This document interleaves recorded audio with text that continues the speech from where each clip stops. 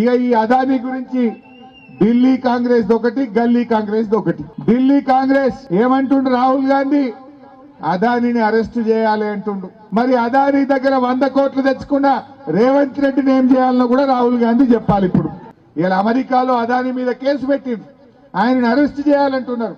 అదానీ ఎవరెవరికి లంచాలు ఇచ్చిండ్రో వాళ్ళందరినీ కూడా అరెస్ట్ చేయాలంటున్నారు.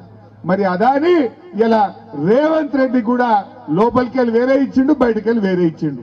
దీని మీద కూడా విచారణ జరపాలి. స్పష్టంగా నిన్ననే రాష్ట్ర ప్రభుత్వం తరఫున అదానీ గ్రూప్ ఆఫ్ కంపెనీస్కి మా అధికారి జయేష్ రంజన్ ద్వారా లేఖ రాయడం జరిగింది. జరుగుతున్న వివాదాలు, ఆరోపణలు, రకరకాల పరిస్థితుల వల్ల తెలంగాణ రాష్ట్ర ప్రభుత్వం మీరు ముందుకు వచ్చి ఉదారంగా తెలంగాణ యంగ్ ఇండియా స్కిల్స్ యూనివర్సిటీకి ఇస్తాన్న 100 కోట్ల రూపాయలను తెలంగాణ రాష్ట్ర ప్రభుత్వము స్వీకరించడానికి సిద్ధంగా లేదు. కాబట్టి దయచేసి మీ 100 కోట్ల రూపాయలను యంగ్ ఇండియా స్కిల్స్ యూనివర్సిటీకి బదిలీ చేయొద్దు అని చెప్పి విస్పష్టంగా వారికి లేఖ రాయడం జరిగింది.